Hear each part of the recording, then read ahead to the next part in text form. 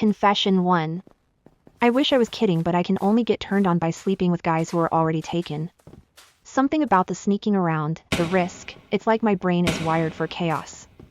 My favorite one was when I was hooking up with this guy at his place while his girlfriend was at work. Mid-session, she came home early and caught us literally mid-thrust.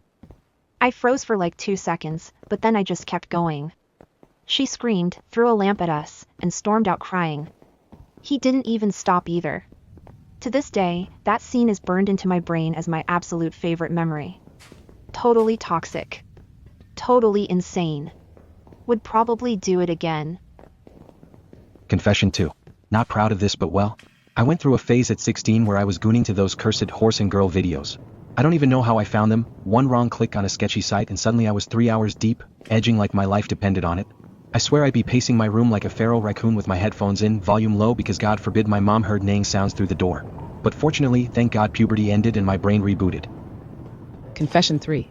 When I was 15, I used to sneak on Omegle at night and fake moan for random older men, just to mess with them. It wasn't sexual for me at all, just treated it like a game. I'd see how quickly I could make them go feral, then skip and laugh about it with my friends the next day. At the time it felt like harmless fun, but looking back I realize how insanely dangerous it was. Confession 4. When I was 19, I had the biggest crush on my college professor. I secretly snapped a picture of her, super creepy I know, and spent hours customizing a female character in a game to look exactly like her. Then I married her in-game, and let's just say we did all the freaky stuff the game allowed. I'd even roleplay our honeymoon after lectures. Looking back, I feel like I need therapy and to apologize to her aura or something. Confession 5. When I was like 16, I used to fake being asleep whenever I stayed over at my uncle's house because he always had different women over. I'd lie there under the covers, half peeking, while he and his guest of the week went full HBO in the room, headboards banging, the whole soundtrack. One time they didn't even make it to the bedroom and started on the living room couch right across from me. I swear I learned more about positions and dirty talk from those nights than any high school sex ed class ever taught me. Confession 6. I used to nanny for this rich couple, and I ended up having a secret thing with the husband. It started with those accidental touches when his wife wasn't home, then full-on make-out sessions in the kitchen while the baby napped in the stroller. But the wildest part? We'd sometimes do it right there in the living room with the baby in the playpen, him whispering in my ear to keep quiet for the baby while he had his hand over my mouth. The adrenaline, the guilt, the wrongness of it all made it even hotter. I quit after 6 months because I couldn't look his wife in the eye anymore, but damn, I still think about it sometimes. Confession 7.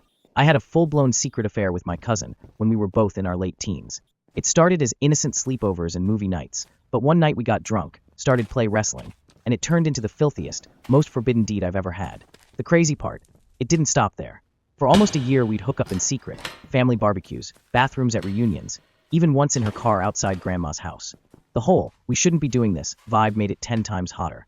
I know it's messed up, and we both agreed to never talk about it again, but I still think about it more than I should. Confession 8. I used to be a doctor, and I'm ashamed and a little amused to admit that I had affairs with a few of my elderly patients.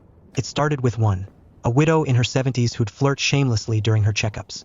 One night she invited me over for tea after hours, and let's just say I got a lot more than Earl Grey. It spiraled from there. Another one used to bake me cookies and slip me notes with lipstick kisses.